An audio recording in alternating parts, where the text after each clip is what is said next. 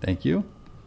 Okay, we will get the April 22nd, 2025 DRC meeting started. Can't believe we're already a third of the way through the year. So, the first item on the agenda is the review of the AmSource commercial subdivision. This is the second time that we've reviewed this application. It was previously tabled, but just for some background, it is a proposed subdivision located directly adjacent to the Big O Tires business that's located up off of Main Street and Highland Drive. It includes vacant parcel that's located directly east of Big O Tires and runs along Main Street over to 9th East, essentially. So, as I said, this is a proposed subdivision. This is a preliminary application, and DRC's role on this would be to a couple actions that could be done is either to provide a recommendation to the Planning Commission or pending or being tabled pending comments on there. So I would just want to confirm that we've got Sean. Are you able to hear us? And yeah, I can hear you fine. Can you hear me? We can. Good. Technology is actually working today. Hey, sweet. Great. So, okay. So with that, we'll kind of go around the DRC members for any comments, questions, or thoughts on this proposed subdivision. Starting with Aspen with planning. Okay. You need to grab a microphone. Not right now. Okay. Randy with building. I don't have anything further. Okay. Mike with police. We got nothing. Okay. Ryan with fire. I had a couple. If you can go to the drawing with that funky little intersection right here that's going into Big O Tire, that 90-degree turn doesn't have the turning radius that we're going to need for our fire apparatus to get in and out of there.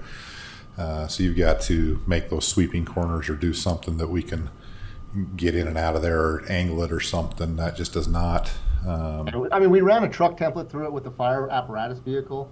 If we can show that works, will that work, or is it just straight up provide a bigger sweeping radius on it?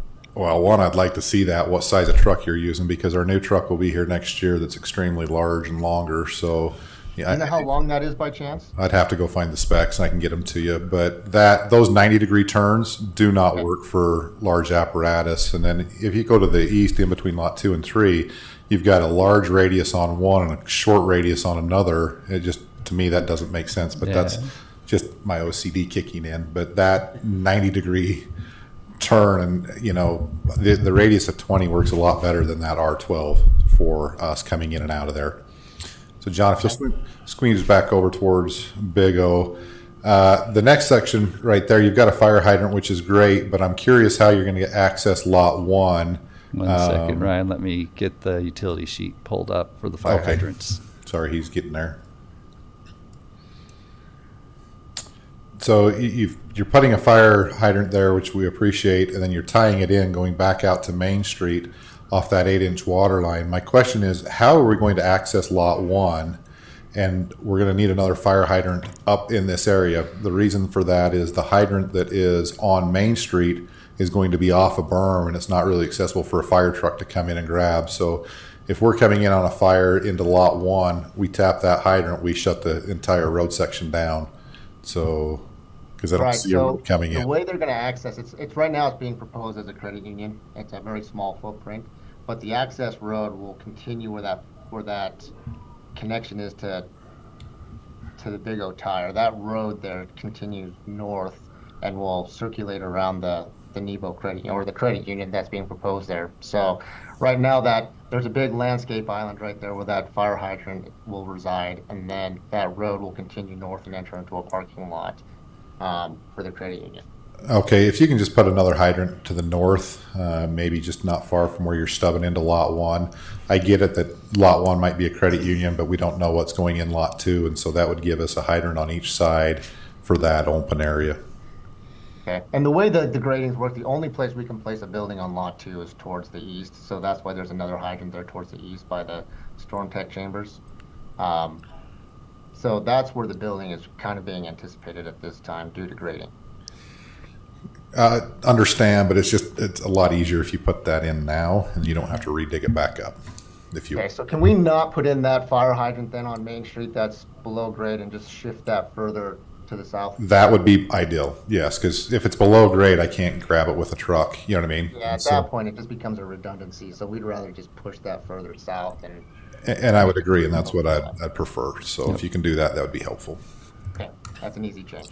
I'm trying to remember what else, John, if I had any other comments. Well, when we go through the rest of them, we can, if we miss any that, let's see. Corners. I think that was all you had, Ryan, that if I remember correctly. Okay. We'll if we see any others, we'll Perfect. touch base on. Thank you. So, okay. Jason, Public Works. Not at this time. Okay. Jason Bond. Yeah, Administration. just a couple things. If you want to go into that note you have in the box, John. So we've looked through that and talked about it. Obviously, Sean, you know that it's kind of a chicken and the egg question of when that cross-access easement is provided to us. You've indicated on your notes that it would be prior to recording of subdivision plat. We've thought about it, and we feel like what you're showing on paper works and meets our code, so that's probably adequate. In our note, we can probably adjust that note to say that we could probably approve this subdivision plat. Obviously, things might change, and there's certainly going to be a time during site plan approval for Lot 1 where we will need to have that executed and done.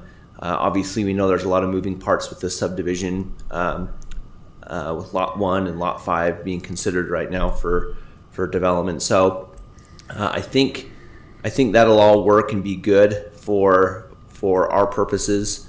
What you've shown on paper does work with our code, given some of the comments that our fire chief just made. So I think that'll work to have that done prior to recording of the subdivision plat. So we can probably forward this on if everything else looks good, and have Planning Commission consider approval. It'll probably be a condition of approval. We have a couple other conditions that we'll talk about. Kind of in relation to that, if you zoom out a little bit, that the whole access road, you can see the note that's got the 3 liters. We're going to need some sort of a cross access easement indicated on the plat for that internal road.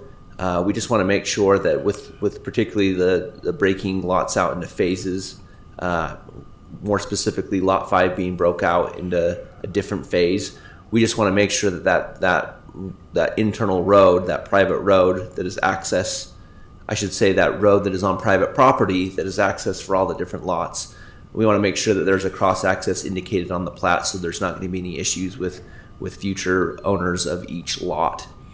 There's some other red lines that we'll probably catch here and there, and then we verified it, and we wanted to make sure that we had flagships thumbs up on the work that AmSource is doing for here, and we have that. So aside from that, that's all I have. Okay. We'll just kind of go through and see if we can catch any other comments that we may not have addressed. We've already talked about the cross-access easements through there. I've already covered those notes. I think this was a continuation of the easement discussion that we talked about earlier for the phases. Just kind of wanted to bring it up. I know there's been communications with UDOT. We're aware of the conversations that the applicants had with UDOT as a part of this development, and there's the potential for the widening of Main Street and and associated with the widening of the roadway, I-15 and the overpass at some point in the future. Just so long as it's clear and aware that the developer is aware of what would be that's being appropriately planned for. so that it wouldn't impact the future uses of the lots. So just wanted to kind of keep that in mind. Again, if depends on how the property's developed, whether or not a slope easement would be needed, or if a retaining wall would be built. Those would all be things that would be determined once further widening of Main Street and the impacts of the adjustments to the overpass sometime in the future would be taken care of. So, Okay. I believe that was all the major comments. There'll be one other comment that I would have just for the storm drain. The ensuring that we have the appropriate inspection ports, isolation row within those, just so that we can make sure that those can be maintained in the future for any storm drain that would be included on this. Most of this would be private storm drain, Jason, just so you're aware, but you still want to be making sure that you're making it so those can be maintained. And so if there's any impact or any action needed, that the property owners will be able to get that taken care of quickly and easily. So, and I believe that's all the comments we had on this guy. So, Hey, John. yes, And if I could just reiterate to Sean, and if you could pass this along to John. John's on with us. John's on this Oh, meeting. John's here as well. So yeah, Yes. I think what I talked about with, and I know that a big holdup with this has been that access easement with Big O tires. This can move forward. We've always felt that that's kind of an indication that hasn't quite been happened yet, and it's hard for us to move forward without that, being in place and knowing that Big O's agreed to that.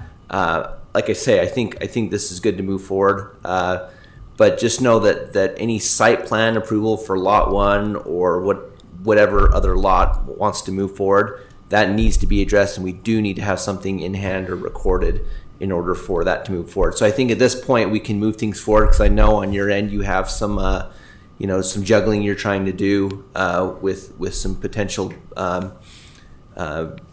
developers of these individual lots. So until something is clarified with that second access, whether it be through lot 5 or whether it be through Big O, we need to have that in place before any site plan approval is given for any one of these lots. So just want to make sure that that's clear.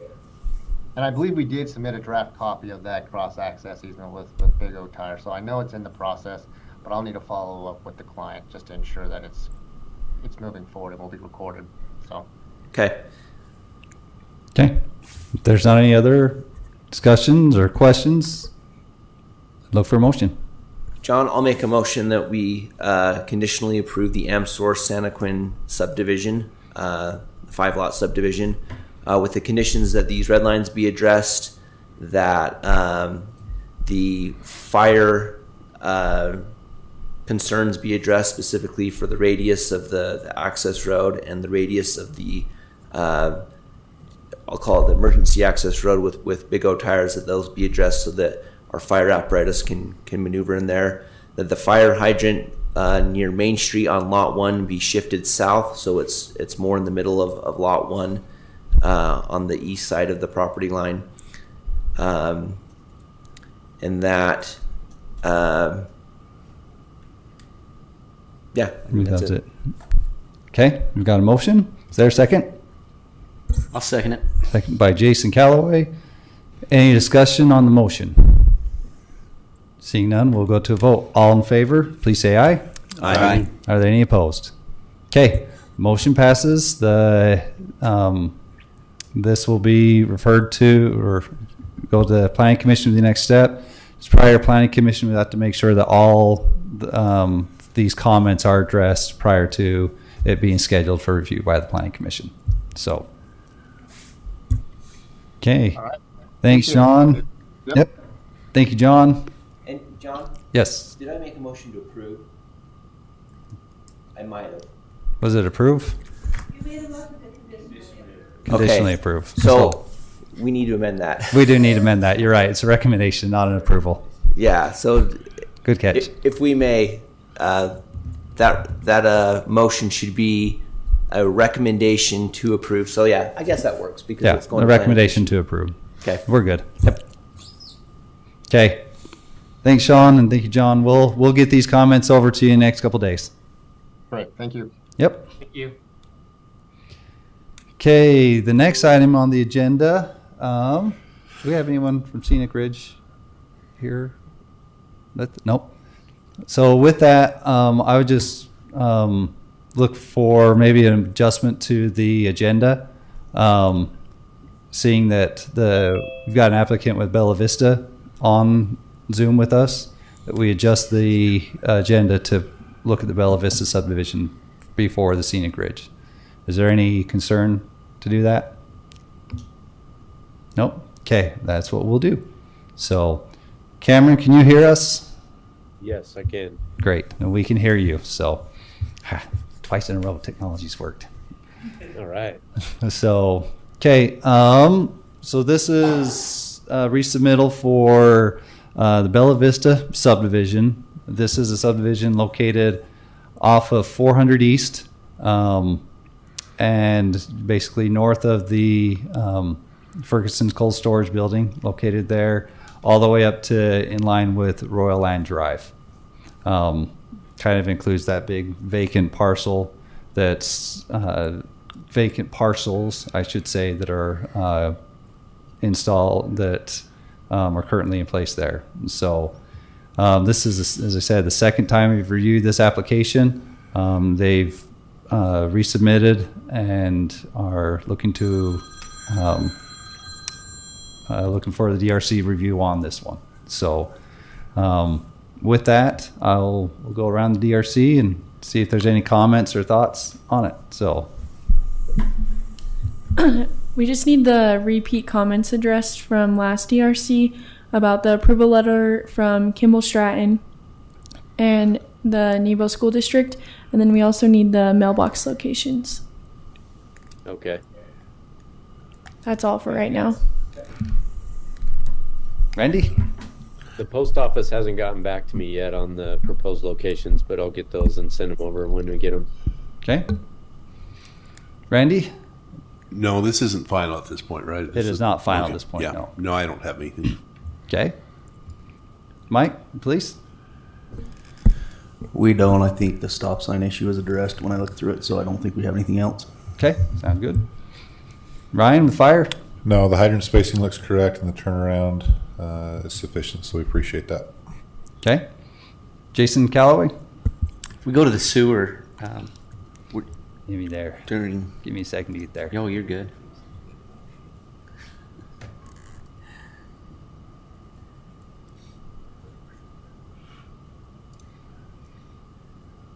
Yep.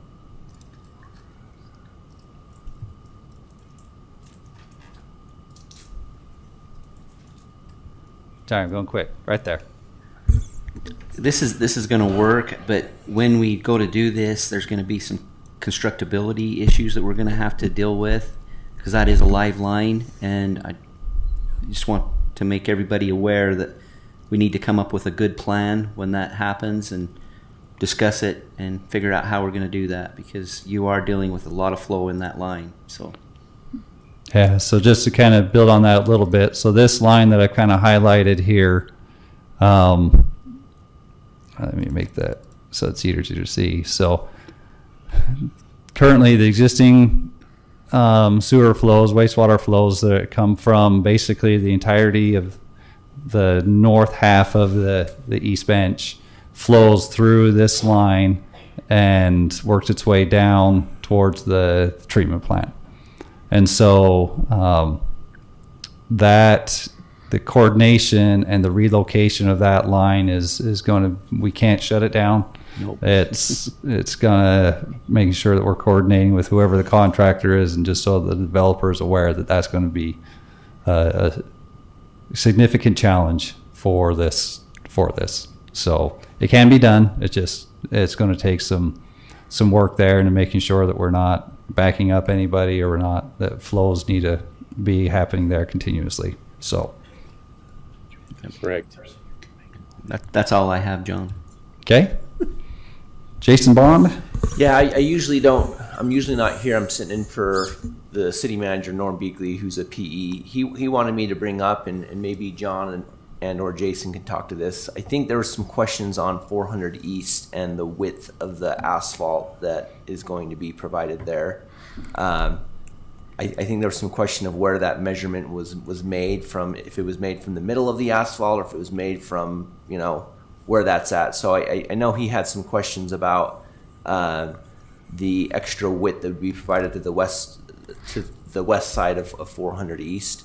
I think it's kind of unclear there, and maybe there's some verification that can happen there. It's hard to basically recognize what is being proposed for the surface improvements, for the asphalt tie-ins, etc.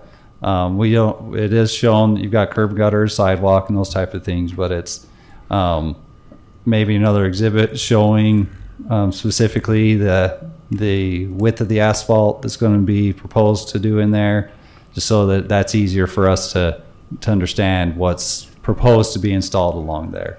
There is some sheets in regards, like some of the plan sheets on there, tighter details that show kind of the existing asphalt as it works through there. But just, it's kind of busy. So it may be better just to help with readability and help us understand that what asphalt's being added to 400 particularly.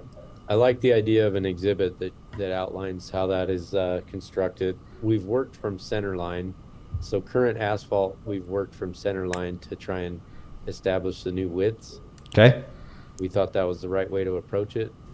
If you guys feel differently, we're open to that. And I guess part of the question is the center of the current asphalt the true center line of where property lines converge, or is that shifted to one side of the current asphalt, or where's that at? I guess that's the question is it's approximately centered. There's a couple of shifts where it goes a little bit more on our side and a little bit more on the east, but yeah, the center line seemed like the best compromise because it was pretty centered to what the future right-of-way would look like.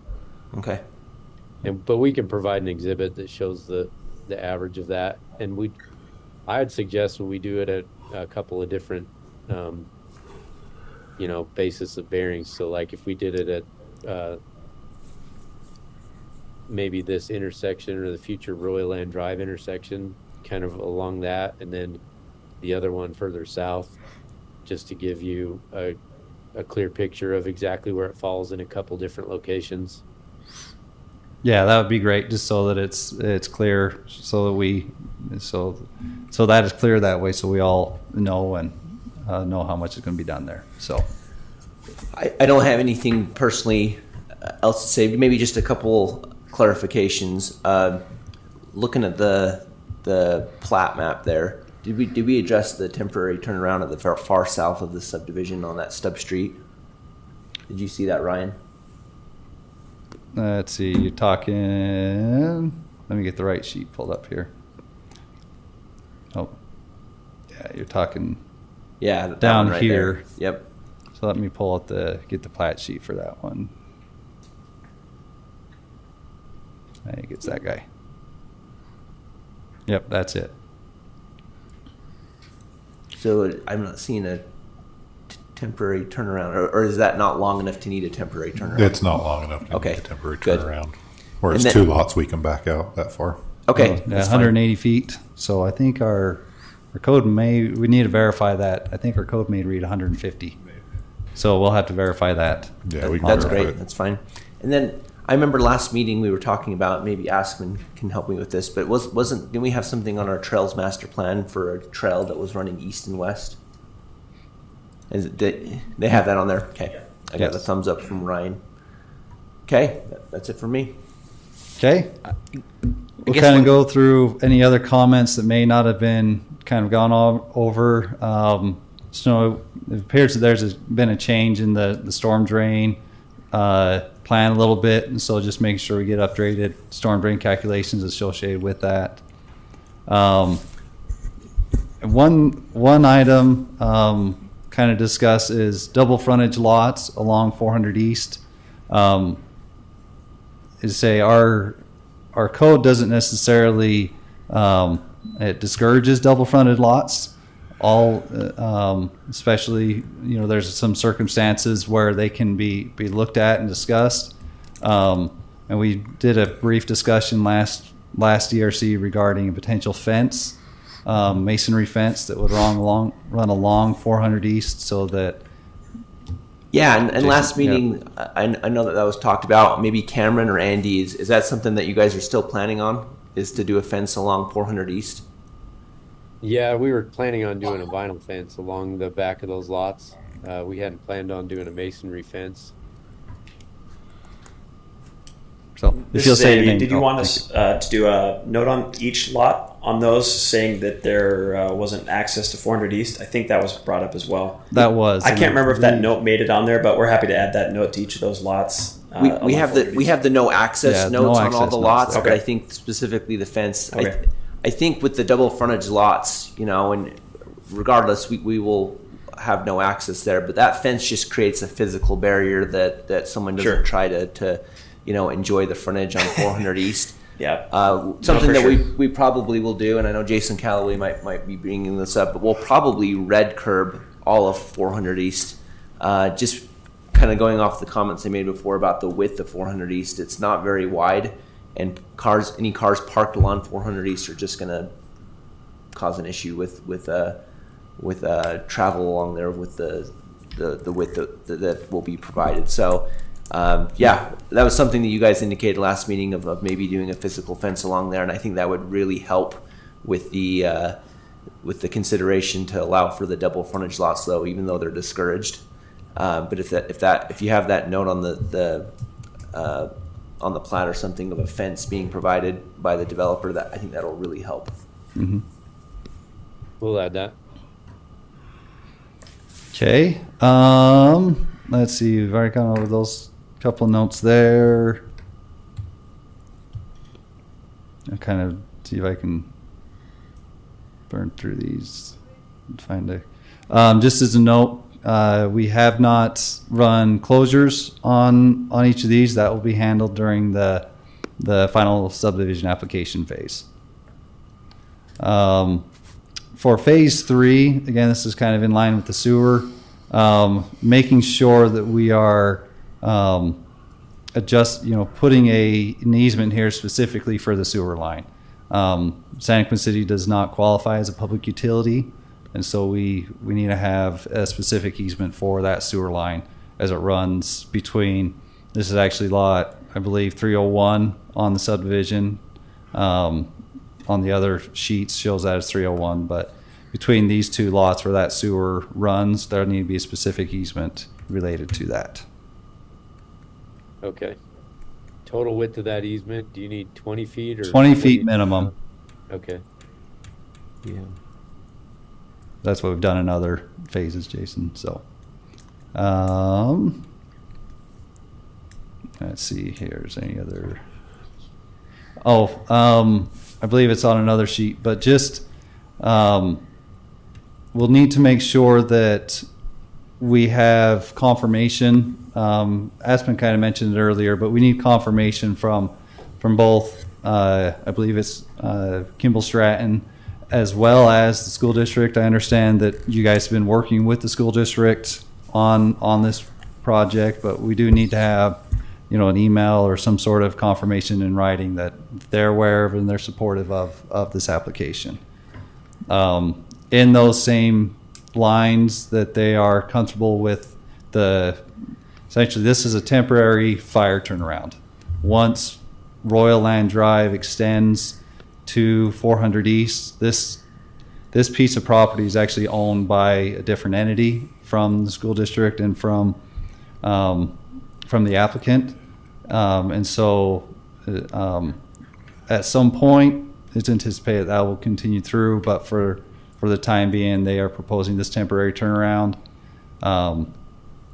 We'll also just need to make sure that lot 121 has that same note. I don't know if it does or not, but we'll just need to confirm that. For no access. For no access, yep.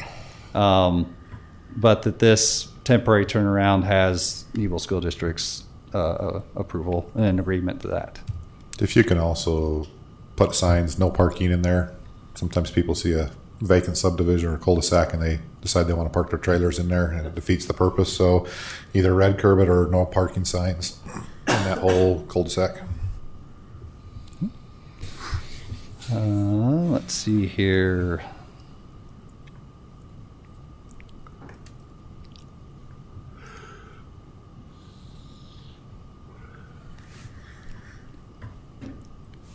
Try to go through these real quick to see if we have any others that we need to bring up. I don't.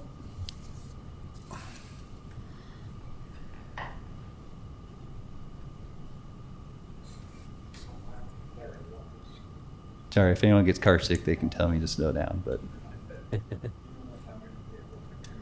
and then just again, a similar note from the previous applicant onto this one with the storm drain. With the proposed, you say right now there's proposed R tanks that are to accommodate the stormwater generated on the site. A couple things we'll need to make sure that we have appropriate ways to maintain these, because these are public right-of-way infiltration systems. They'll need dual inspection ports, one on each side of the infiltration basin, and with an isolator row, which is shown on here, so that it's easier to maintain and keep clean. Also, they are all proposed to be under the sidewalk. Then there's potential that there will be driveways over the top of these. We have run into circumstances where those have failed, especially during construction. Concrete trucks or whatever pulled on top of those and smash them. So ensuring that those are properly constructed. They are appropriately rated for heavier vehicles. However, you also have to make sure that they're fully installed appropriately to be able to handle that. So Yep. That's kind of a conversation that we'll have to have with the contractor as well, whoever you select to work on these phases. Yeah, and it might be helpful if you go back to that last page where it shows the R tank detail. We might have to emphasize that minimum cover over the R tanks, because that's essential to those having enough strength. Yes. And just as I say, it is. It does call out minimum cover, but maybe there's a way we can, emphasize that on the detail. Yep. And just as a side note, these may be included on the approved plans. It is also to submit an approved equivalent, submit for an equivalent as well, as whether it all depends on cost of materials and all that kind of stuff too. So that is an option as well. So. Okay. Let's see. There's one other item I do want. It is kind of noted on each of these phases, but I just want to kind of reiterate it that some of the phases can't necessarily stand alone. They need to be constructed either concurrently or have additional development completed adjacent to them for them to be actually be able to meet our code. And there are notes on this in particular that does cover that. But I just want to make sure that that's clear. So, okay, I believe that's all the comments. Is there anything else or anything we need to cover? Yeah, on 400 East on the asphalt, we realize that 400 East is in pretty poor shape, and we're going to have to do something with that. Just keep in mind that we may want to, when you're in there constructing that, maybe overlay that whole road. It'd all be depending on budget and timing for us, but I think we need to kind of keep that in the back of our heads that we would participate in our portion of that. So that would do a couple things. It would, we wouldn't have to do another road cut or grind along the curb for an overlay. You'd have mobilization that maybe we could save some money there. So we can just keep that in mind as we're getting closer to constructing 400 East along there. Yep. Okay. Okay. Any other comments? If If not, I'd look for a motion. John, I look to you. What you think about the status of this? Obviously, you've talked about some sewer things. I mean, there's a couple essential things that I think absolutely need to be done before the Planning Commission has this on their agenda and considers it for approval. One of the biggest ones, I think, is we need to make sure we have the property owners, blessing on this moving forward and getting approved. But I don't know. I want to get your thoughts on if this needs to be tabled or if you're fine moving it forward with a bunch of conditions and having things addressed before it's placed on the Planning Commission. I think there's still a lot of comments on here that need to be addressed. Specifically, as you mentioned, property owner, approval, or not necessarily approval, but acknowledgement that their property is included in the subdivision. That's a comment that was on the previous application, that the previous submittal that hasn't been addressed yet. It's also, unless it's fully known, I think we need a clarification on 400 East on that asphalt width and what that's going to end up fully looking like at the end of the day. Needs to be fleshed out and determined before it would go on. So I think there's still enough items on here that bigger enough questions that my thought would be to table it.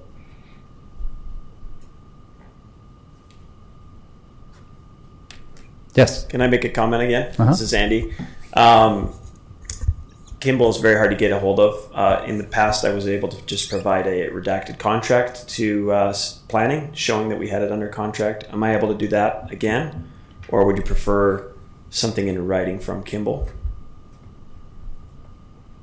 Because at this point, we just have one, maybe two parcels that we're purchasing in the next 30 days. Gotcha. So showing that there is whether it be a redacted contract or something that shows that he is acknowledging the fact that his property is within it, or he's come to an agreement with you, I think that would be sufficient to provide that. Okay, and the school district, I mean, I can get that today. Sorry we missed that. But Oh, yeah. I can get that today, so just Okay. if that changes anything. Okay, sounds good. Thank you. So anyway, I think there's still some items on here that I say it could be scheduled for the next DRC as well, depending on if they get those things addressed. But again, look for the motion from the body of the DRC. I'd like to make a motion that we table the subdivision until the red line's been addressed. Okay. Is there a second? I'll second it. Second by Ryan. Any discussion on that? Seeing none, go to a vote. All in favor, please say aye. Aye. Okay, motion passes. It's tabled. So Andy and Cameron will coordinate with you, get these sent over to you, and coordinate getting these addressed. So, okay. Thank you, everyone. Okay, I think we'll move on to the next item on the agenda, which is the Scenic Ridge Plat B subdivision. This is a proposed two-lot subdivision located up on the east bench off of 430 South, and I need to remember what the name of that road is.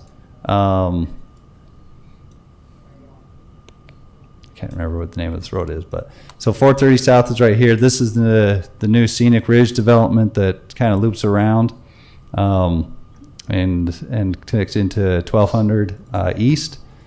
This is the stub road currently. There's a stub road that just ends. There's a existing home constructed here, and I believe this is a vacant lot, but this subdivision is in a current development agreement that we have with the property owner that was agreed with the city council, in which they were, as part of that approval, they were able to get a lot here that was smaller in size than what the base zoning is. The base zoning up here is 12,000 square foot minimum. However, a lot of the lots up here, due to a historic development agreement, were actually a little bit smaller than that. And so this lot is actually in pretty is very much in line with the adjoining parcels. So I think I'm actually going to, yeah, never mind. I think we're good.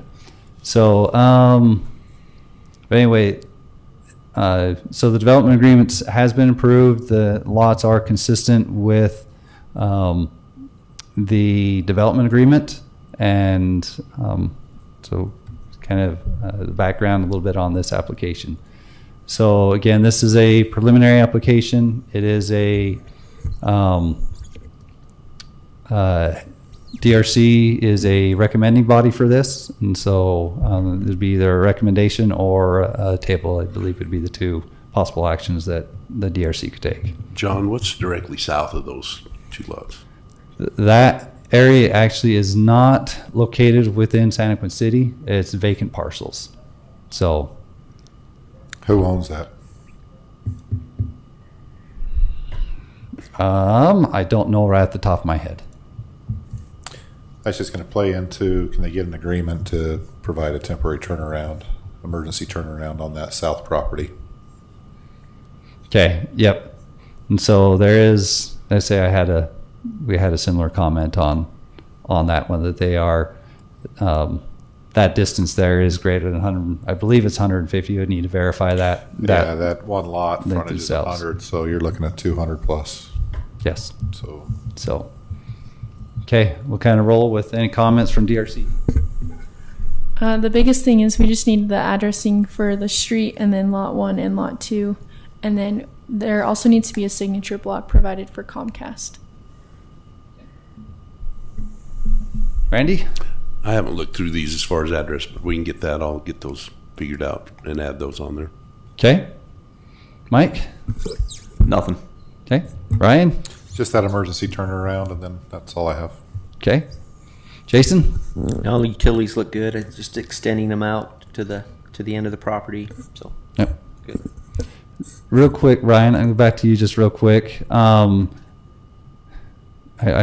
the turnaround, I believe it can be either compacted road base or does it need to be asphalt? As long as it's all weather that will All weather. support the weight, so compacted road base, they just have to be able to maintain that during the winter to push so that we can turn around. So they could use road base. Okay. Okay.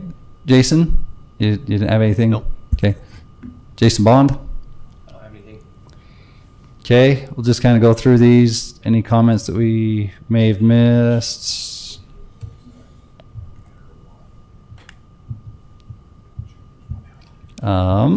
Excuse me. There are two proposed sumps for the development. Those cannot be located within the asphalt. They need to be located behind the curb and gutter, a minimum of 5 feet behind the curb and gutter. And so I would anticipate that there's going to need to be some easements for those two infiltration galleries located on those lots. So they're not allowed within, those sumps are not allowed within the asphalt. I believe those were all the major comments. Yep, those are all the comments on there. Anything else? Any of your thoughts on this application? Seeing none, I'll look for a motion.